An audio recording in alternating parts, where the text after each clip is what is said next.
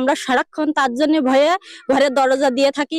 আফরোজার হয়রানিতে আমাদের এই বিরক্ত করছে, কিন্তু আমরা এর ধরনের আমরা বিচার চাই। যশোরের শার্শার বাগাছড়া ইউনিয়নের বসতপুর গ্রামে মিথ্যা মামলা দিয়ে সাধারণ মানুষকে হয়রানির অভিযোগ উঠেছে এক নারীর বিরুদ্ধে।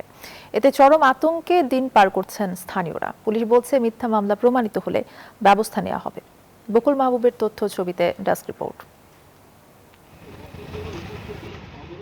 এক নারী মামলা করেছেন ১৫০ জনের নামে। বাদ যায়নি শিক্ষক, ইমাম, প্রতিবেশী, এমনকি নিজ পরিবারের সদস্যরাও। স্ব উপজেলার বসতপুর গ্রামে এখন মামলা আতঙ্ক বিরাজ করছে। স্থানীয়দের অভিযোগ, আফরোজা খাতুন নামে এক নারী দীর্ঘদিন ধরে স্থানীয় অনেকের বিরুদ্ধে ক্রাঞ্চি রোলের ভিতর চকলেট ক্রিমের filling, all time cream roll, মুখে দিতেই স্পেশাল ইনসাইড একাধিক মামলা দিয়ে হয়রানি করে আসছে। অতিষ্ঠ হয়ে গেছে এই গ্রামের মানুষ। তার বিপক্ষে কথা বললে সে বিভিন্ন ভাবে মানুষকে হয়রানি করার চেষ্টা করে। আফরোজার হয়রানিতে আমাদের এই বিরক্ত করছে, কিন্তু আমরা এর ধরনের আমরা বিচার চাই। আমি নয়, আমার এলাকার লোকজন সবাই তার অত্যাচারে জর্জরিত।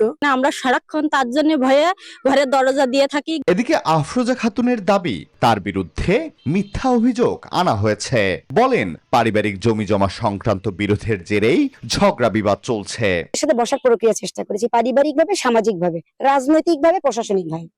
নার্গিস ভাবি আছে না, মিনিস্টারের মিসেস, ওনার সাথে কথা বলেছি। হাসান জহির, খায়রুজ্জামান মধু, সব নাম্বার আমার কাছে আছে।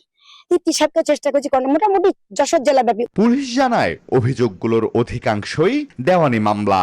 তদন্তে মিথ্যা প্রমাণিত হলে প্রয়োজনীয় ব্যবস্থা নেওয়া হবে বলে জানায় আইন শৃঙ্খলা বাহিনী।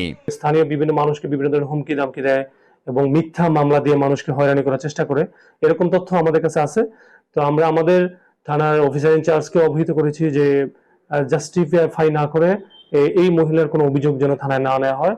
আইনজীবীরা বলছেন, মিথ্যা মামলাকারী ব্যক্তির বিরুদ্ধে ফৌজদারি কার্যবিধি ২৫০ ধারা অনুযায়ী ব্যবস্থা নেয়ার সুযোগ আছে।